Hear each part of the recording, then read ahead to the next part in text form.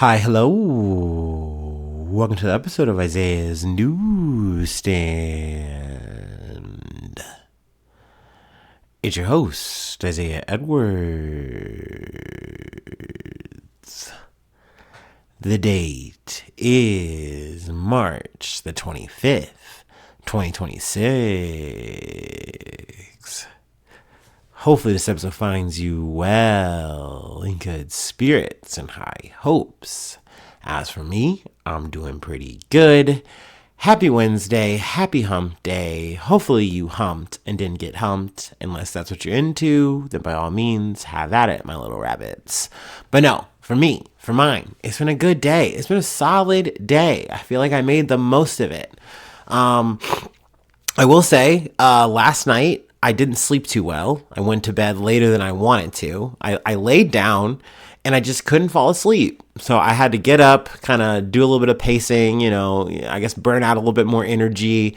And then I was able to get to sleep. But I definitely woke up more tired than I expected. And that kind of was definitely a thorn for the day. But we got ourselves together. We got ourselves to work. And it wasn't as busy as it has been over the past 2 days, so that was good. We love to see that. I did get to stay on the crusher all day, which we also love to see. And then the best part was we got some free food. Yes, I love being treated at work. Hey, you don't get a union, but at least you get this free sandwich. So yeah. It was a box lunch day, and they did literally call it Employee Appreciation Day, whatever the fuck. Okay, fine, thank you. So the options were you could get a chicken salad sandwich, you could get a rotisserie chicken sandwich, you could get the roast beef, which they were calling a London broil sandwich, and then a veggie option, which is like a veggie sandwich. All came with a chip, a pasta salad, some fruit, a cookie, and did I say a chip? Yeah, some sort of chip. Yeah. My pick was the London broil or the roast beef, and I gotta say it was the correct one. I noticed, and I know this is gonna sound really gross and fucked up. But I'm going to be real with you. I'm going to let you into my life and my mind and my times. I started my day and I had to get rid of some of the composite trash because that was like, the one way we were kind of backed out for the day. I was trying to like just get some room. And I noticed like, oh, okay. So from early, like third shift, they got to eat and I'm seeing what they got. And what I mean by that is I'm seeing the trash bags and I'm seeing what's in them in terms of like, oh, okay, so I'm seeing a lot of this roast beef. That's seemingly to be the pick, huh? So that's why I kind of was like, because normally I like to get the chicken salad. And I'm not even going to lie to you. I won't lie to you. The sandwich was amazing. It was yummy. But like I always get the chicken salad sandwich and I was like, I'm about to get another ticket. I'm about to, I'm about to go into some slide mode and get me another one. Alas, I was not effective in that regard, but that's okay. Like I said, the roast beef sandwich was very yummy. This is one of the rare times that I've eaten a roast beef sandwich and thought to myself, oh my God, this is kind of giving hamburger, which is, I feel like what you want a roast beef sandwich to feel like, not like a bunch of loose brown beef. Like, I don't know, man. I never enjoy eating a roast beef. Is that crazy to say? But this was one of the few times where I was like, hell yeah, roast beef. Also, it came with some pickles, which was a good option. We've said this before from the weekend. I do love me a good pickle. Let's see, what else is there to really talk about? The cookie was good. I mean, everything about this meal was solid. The box lunch does not disappoint. So that being said, very yummy. Thank you, warehouse. Thank you, job. But let's see. Outside of that, everything was pretty ho-hum, pretty textbook. We got out of work and I'm driving to the gym. I'm driving to Planet and I feel so tired. I feel so just bogged out. Like, I guess the couple nights of not sleeping the greatest were just catching up with me. Also, maybe how I was eating over the past 48 hours just hasn't been the greatest. So I was just like, hey, I know I need to sleep, but I don't want to go home and go to sleep and then go back out to work out. I want to like try to get through the workout. So I get there, and I mean, it's actually my lucky day. The Smith machine is available. I'm able to get on free weights. I will say it would have been hard to get on filler, to do my usual filler work. But overall, I just didn't have the dog in me. It was not barking. Plus, not to mention, I had mentioned this up top, I was talking a lot of big shit last night, wasn't I? With the, oh man, I hit my max reps. I felt good. No problem. Back feels great. I feel awesome. I woke up this morning not feeling very awesome in that regard. My back was getting tight. And then also, I found out the culprit, or one of the culprits, for why my ankles were giving out at the top of the month. It's from the squats. Like, I just woke up and I got out of bed, and it was the first thing I felt, and it just like all connected. Like, I just had a brain blast, or like, I don't know, I was on my fucking Dick Tracy shit, and it just all came together. It all made sense. And I was like, okay, well, now I know, at least, because I'm not going to stop. Maybe it might be a form thing. I don't know. And really, both of these things, it might be a form thing. I'm not entirely sure. But, you know, no matter what, I'm going to get back at it. I know me. You know, as long as I have the ability to, I'm going to keep trying. Needless to say, I just didn't go very hard today. I kept it pretty medium. And that was fine. Overall, it was a good workout. I just had to cut it short because, like I said, I didn't do the filler work. I was able to get some core work in. We love to see that. But I did 15 minutes on the Stairmaster, and I said, I'm getting my ass out of here. I'm going home. I'm going home to take a nap. So I stopped to get some gas. Also, I gotta say too, I was really craving the chicken salad sandwich, and since I didn't get it, I was gonna get one from Wawa because I haven't had any of their sandwiches, and I feel like they're very lauded for their street meat, as I like to say. But they didn't have any. They didn't have any chicken salad Sammys for me. They only had like a Italian. And they did have this Tuscan pasta salad, and that did look yummy. But I was just like, you know what? Never mind. I don't even want it. I'm good. And took my ass home, and then I took a 2-hour nap. So that if you're wondering why this recording is maybe coming out a little bit later, that's probably why. But we woke up fully rested, feeling much better.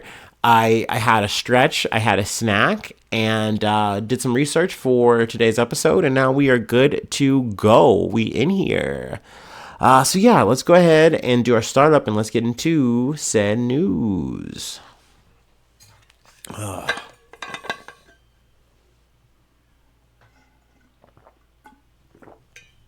will say, it does feel good to be like Detective Muscles and find out what the fuck is causing your problems. Because sometimes it really can just be as vague as like, hey man, you're just working too hard.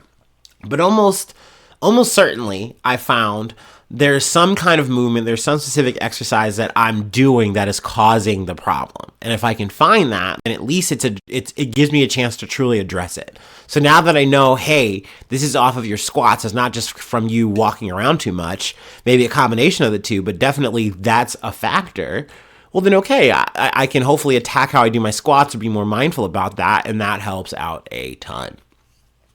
Which I hope to lift one day. No.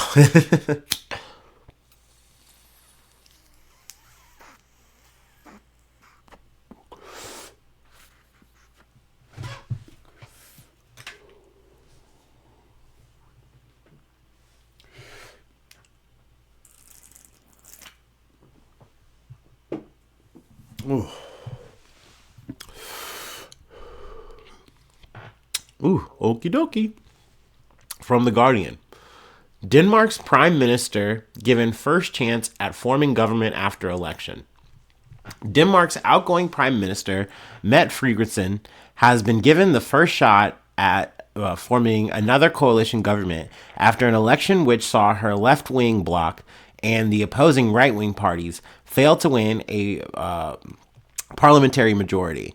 A statement released by the Danish palace on Wednesday said Fredericksen had been asked to see if she could pull together a new majority involving her Social Democrats, who had their worst general election since 1903, but remained the biggest force in parliament.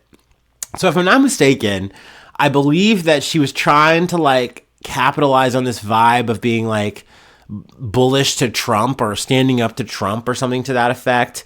and saying, "Hey, we should like do a special election or whatever. You know, that'll boost our numbers and stuff." More times than not, at least since our time in covering these things, they tend to not go well when you do this shit. But you get it because this is kind of like you saying, "Hey, if I'm gonna make a last stand, I should make the best one. It's probably gonna be here." So it's like you came out of this, but not unscathed. So that, I guess, sucks for them. Let's see. Let's keep reading. The path ahead is not straightforward, and the coalition talks could last for weeks. Earlier on Wednesday, Fredericksen said voters had handed leaders a troublesome result, but that the government must be formed. But that a government must be formed. Speaking in a debate involving the 12 party leaders in Copenhagen, she added, "The world is not waiting for us out there, and it only has become even more restless than when the election was called." Fredericksen had said she would start exploring the possibility of forming a left-leaning government with the support of Lars Løkke, I think it's Løkke, Rasmussen, center-right moderates. The failure of the left-leaning Red Bloc and right-leaning Blue Bloc, which y'all know I hate this shit. Just this is the one thing I will always give the French fucking credit for, is how they were doing government back then, and then how they did the revolution back then. Okay, because at least they knew, they sat down, hey, left, right. This is how we're gonna fucking just run this shit from here on out. And everyone's like, that's such an effective way of doing this shit. Let's just keep it that way. And then people are like, ooh, let's do innovation. Let's do nuance. Let's try to trick the people. Fucking stop. I hate this shit. It's such a pet peeve for me. Which won 84 seats and 77 seats respectively to get a majority in the 179 seat parliament, left the moderates with 14 seats and a potentially powerful position to play a key role in forming a new coalition, putting Rasmussen, a committed centrist, in the position of kingmaker. And like, cool, I guess, but like I said, the more I've gotten into this shit, the more I hate a centrist. I don't care whether you're on the right of centrism or you're on the left of centrism. You're smack dab in the middle, wasting everybody's fucking time. And this guy is trying to talk this big game. Like, no. Good that you guys need me. Good that you guys need some fucking common sense. Like, let's come down to quote unquote center ground. Brother, shut the fuck up with this lukewarm bullshit. Yeah, we get it. You look cool smoking on a little corncob pipe or whatever. It's not a corncob pipe. It's some kind of pipe. Whatever. You're looking like Sherlock Holmes. And good for him, man. I'm glad to see, big men with the juice, I guess. It's giving Churchill. Whatever. But, like, I don't know, man. It just feels like a lot of muddling around. And I feel like we had this kind of milieu shit in Paris. I didn't really want to talk about that shit earlier in the week just because I just didn't want to get bogged down. And kind of what I felt was like kind of a little bit micro politics, because like I'm not in Paris. I'm not a neighbor in Paris, okay? And I could say it, but I'm not in Paris, all right? I'm not in there. I don't really care who's the mayor right there. I got Mamdani in New York, and I don't even live there, okay? But it's relevant, right? It is election stuff, and actually the first half of this episode is pretty much just election related stuff. So hey, call that the episode. Here we go. There really isn't much else I really wanted to talk about this. There's details. We'll see how things shake out. But let's take it to North Carolina from The Independent. North Carolina senator loses re-election by 23 votes against county sheriff in massive upset. North Carolina's political landscape has been dramatically reshaped following the concession, of Republican State Senate leader Phil Berger, the state's most influential politician, in his primary race. Berger, a long-standing conservative architect, conceded to Sam Page on Tuesday, an outcome that will likely end his preeminence and shake the power structure in the ninth largest state. Berger had trailed Page, the Rockham County sheriff, by a mere 23 votes in their March 3rd primary. He has served as Senate leader since 2011, a period marking the first time Republicans gained full control of the General Assembly in 140 years.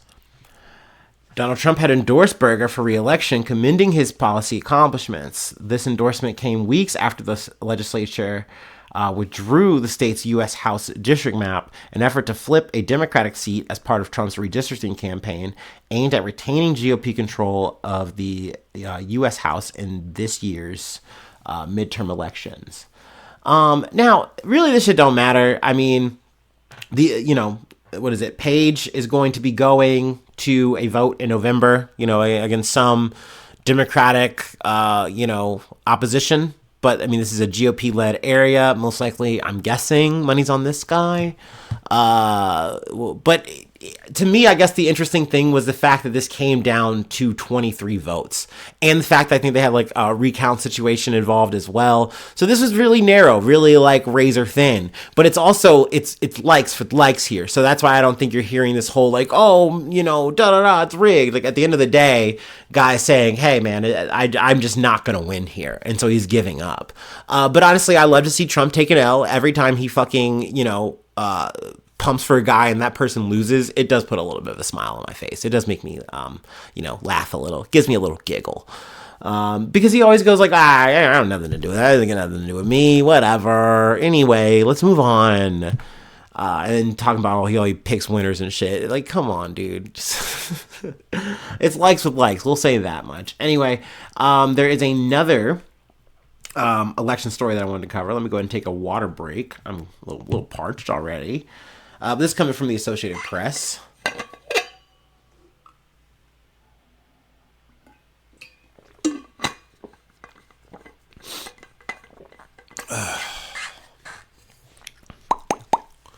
From the Associated Press. Democrat flips seat in special election for Florida district that includes Trump Mar-a-Lago resort. Democrat Emily Gregory won a Florida special election on Tuesday, flipping a state legislative district that is home to Mar-a-Lago, the Palm Beach estate that President Donald Trump counts as his residence. The president had endorsed Gregory's rival, John Maples. In a social media post Monday, he urged voters to turn out, saying Maples was backed by so many of my Palm Beach County friends. Yeah, dude. Oh, man. Don't you want more Trump friends and you want their pick, especially after all those files came out? Democrats celebrated the victory as the latest sign voters are turning against Trump and Republicans ahead of the midterm elections in November. Tuesday was the latest in a series of lopsided or improbable victories in special elections across the country since Trump returned to the White House more than a year ago. The district was previously represented by Mike Curacao. Oh my fucking God, not Curacao. It's Caruso. It's Mike Caruso. All right? Don't come for me. A Republican who resigned to become Palm Beach County's clerk. Caruso won by 19 percentage points in 2024. So yeah, I mean, this is a big deal in the sense of like, hey, this is something in Trump's backyard. You would think this is an instant freebie. This is fucking Florida we're talking about, but it did flip blue in the situation in a way. In a state way, yes, but like that's something I feel like you can call an indicator. Now I wouldn't hang, the hat and the fucking whole coat over this shit. No, but it is something to say, hey, maybe, people are upset about this whole not being able to afford things because we're going to wars and shit that this president said we were not going to be doing.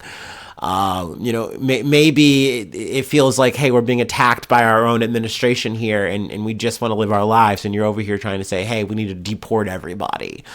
Who knows? We'll see. But, I don't want to get too overjoyed. I don't want to fucking go, Star Wars A New Hope over this shit.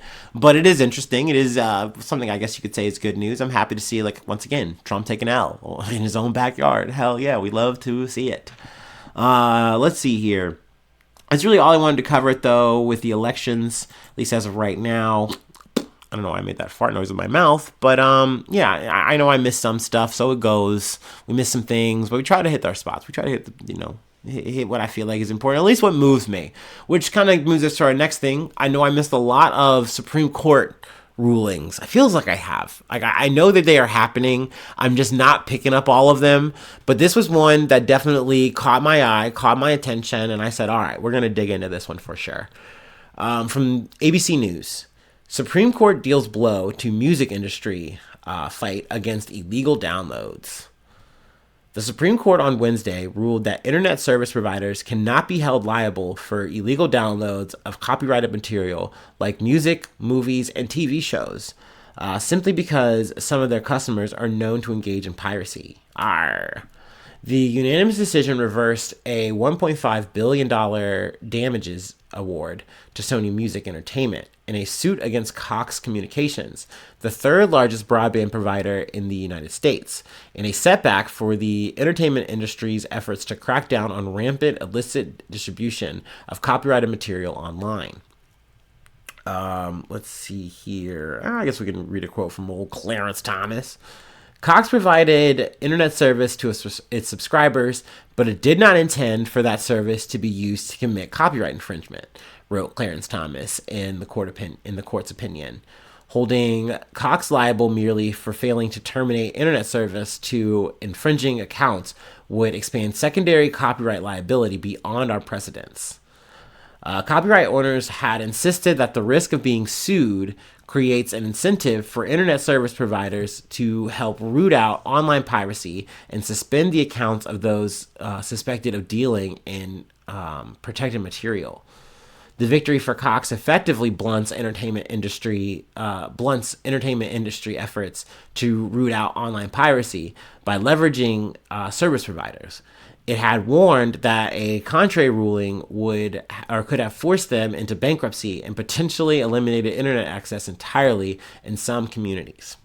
Okay, so this to me is a good dub, because at the end of the day, you had these companies trying to lean on service providers saying it's your fault. You are the keepers of the gate on this shit, and you should be holding that gate, harder, tighter, whatever. You should be going after your own customers and shutting down their shit, suing them to the umpth degree, whatever.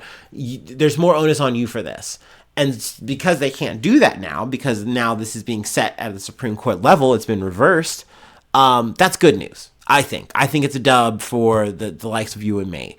That being said, it's not me rooting for any kind of big company or anything like that. It is what it is here. But yeah, man, any of these, you should be allowed to goddamn pirate music. I get it. At the end of the day, it's illegal, copyright. You're taking away Lars Ulrich's money. Oh, he can't drum. I'm sorry he can't get his fucking extra guy. I don't care. I don't fucking care, dude. I also understand, yes, everyone should be getting their compensation, yada, yada, yada. But, I also am totally with motherfuckers who are like, no, man, I'm going to go on Pirate Bay. I'm going to go on LimeWire. I'm going to go on whatever is popping right now, and I'm going to get that shit for free because I don't have the money to subscribe to any of these fucking streamers. I don't have the money to go on iTunes or what. iTunes is still a thing. Yeah, I always fucking bump iTunes, right? Or whatever you're calling it these days, and getting your music and paying for that shit. It's especially with movies. Ever since, was it Redbox essentially was going down and went belly up. The price of a fucking rental is insane. It's insane. You might as well buy the damn movie. So it's it honestly makes a lot of sense to just pirate that shit. I'm not telling you to do that, but I completely get the people who go, fuck it, man. I'd rather just pirate this shit and get a bootleg version than fucking, pay all this fucking money. And I don't even have popcorn. Shit, I can't even eat in my house. You gonna fucking make me pay this much money for a goddamn movie just to rent. Get out of here. So yeah, I mean, I love to see a ruling like this. I also love that it is unanimous. So yeah, that's good.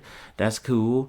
But yeah, we'll go ahead and move on though to our last story for today. I think yesterday we closed with Meta and we are closing out again with Meta, but we were in New Mexico for a ruling. Now we're going to a ruling that a trial thing that I had referenced previously. In Los Angeles. I didn't remember where it was, but yeah, this was interesting. But yeah, let's go ahead and take our last break and we'll go ahead and log off. Whew.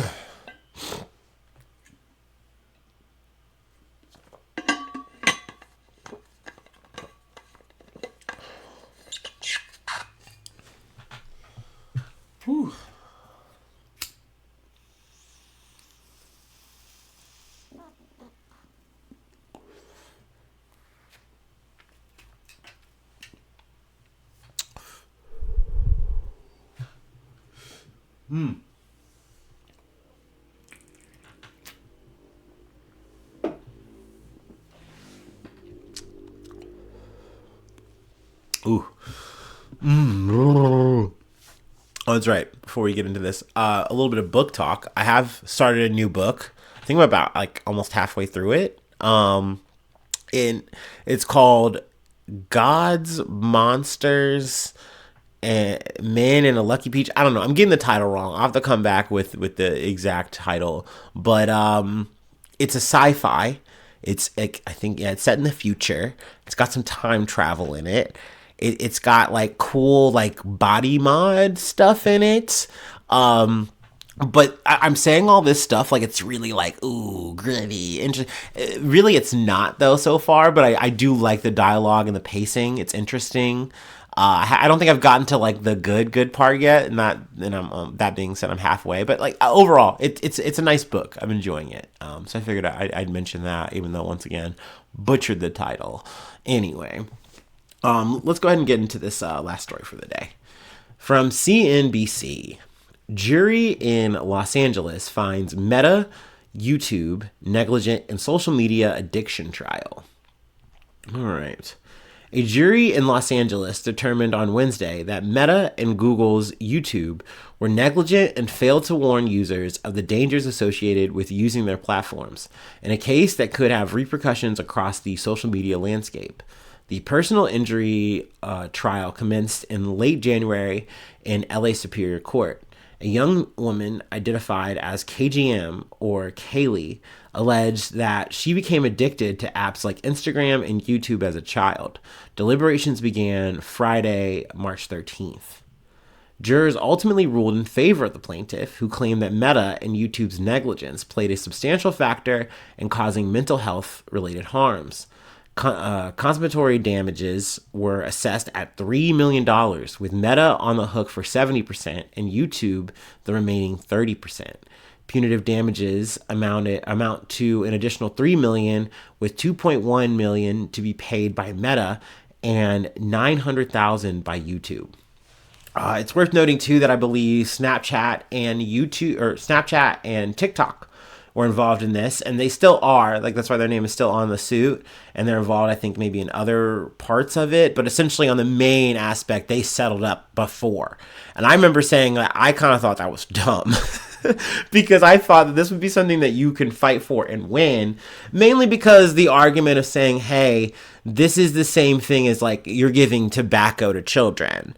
And I kind of thought that didn't hold up, and that, having that whole, whatever the legal protection that they were banking on, saying like, actually we're protected in this, was going to hold for them, but it didn't. Not for this LA jury.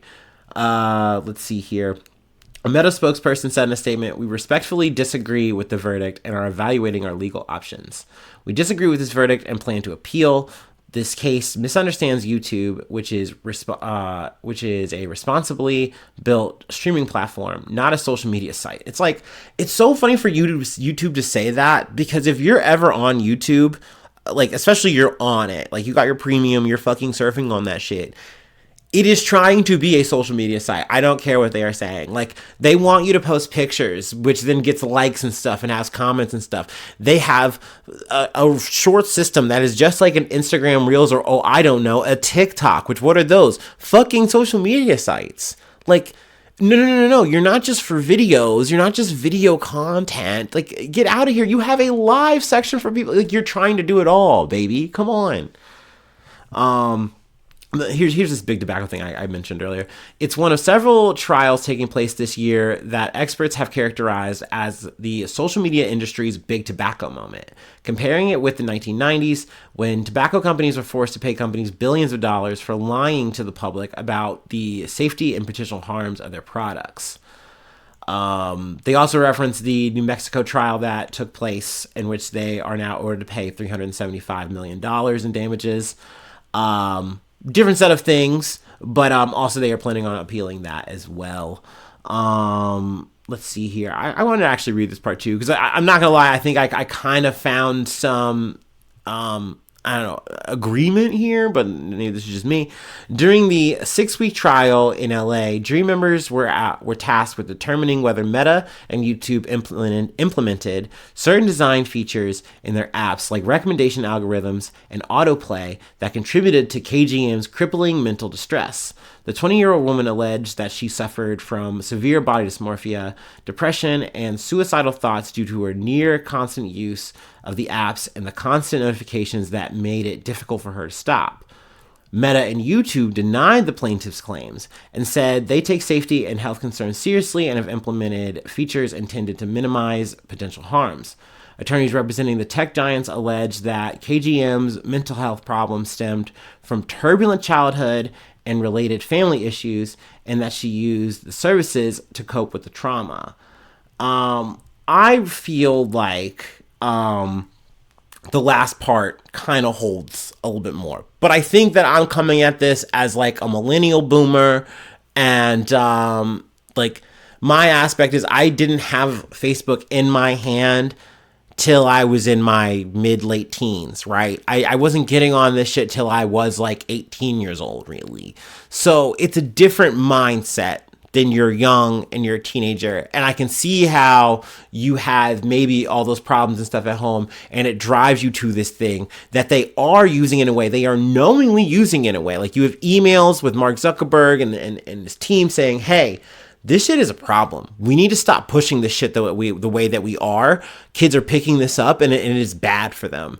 And Mark goes, but it's keeping them on. So, like, let's keep them on. What are we doing? And it was a actual conversation that had to be hashed out. So these motherfuckers are more over profit than actual people. We know that. Like, we know at the end of the day, it is for them to push advertisements and to keep you on this app. They do not care how they do that shit. And I feel like ever since, to me, the biggest, I want to say bellwether or just like litmus moment where I really felt that was Trump's second term. Once he got back in, or even like towards the upcoming of that, you could just feel like meta shift in a way. Obviously, X was already like this because Elon Musk runs that shit. It just felt like there was just an uptick and just bad vibe, like, and it just reminded me of a time too before that. Like, I really can't put a year time on it, but just this chaotic nature of like, you can tell that this is being very driven by negative energy. Any energy that is going to keep you on here, whether it's drama, whether it's sex, whether it's whatever, stay here, keep scrolling. It doesn't matter what. Oh, fuck it. Call it news. We'll show you someone die. Like, we don't care. Like, so it felt like we were back in a big way post-Trump 2.0. And, you know, in a way it is surprising to see any of these tech giants, like these platforms, have to pay any money. So, I mean, yeah, in the scheme of things, is this a lot of money? No, just like in the other lawsuit, it's even less technically, but it's showing that this could be done. Like I said, a guy like me is going to shut the fuck up from now on, because now we have two instances, not one, but two instances where you have these platforms saying, oh yeah, we really fucked up here and we got to pay. We do have to pay some money here. So yeah, I mean, maybe it's not going to be the last. So, you know, and also, once again, I am happy to be wrong here. Good for someone to get their bag. I'm just saying, if it was me as a juror, I think it would be harder to win me over. I think I would have been on the side of like, look, I'm not here rooting for fucking Meta or Google here, but I just feel like, you know, I can't in good faith give her that money. But maybe I could be won over. I think I could. I definitely actually think I could. But yeah, definitely interesting. And once again, I am totally fine if we wake up one day and they just take this shit away. They're just done. They're gone. They're gone. They took Mark with the Cuban chain. He's gone, dude. I'd be like, all right, then hell yeah. But yeah, that's it. That's all I have for today. That is the episode. If you'd like to help out, support the effort, I do have a Patreon, patreon.com/Isaiah News. Become a newsie today. Free ways to hit me up, IsaiahNews1@gmail.com. Feel free to follow me or the podcast on any of the socials. Subscribe to the YouTube, follow on TikTok, follow on Spotify,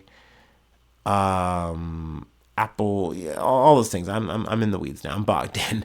But leave a like, leave a cool comment. Sharing is always caring.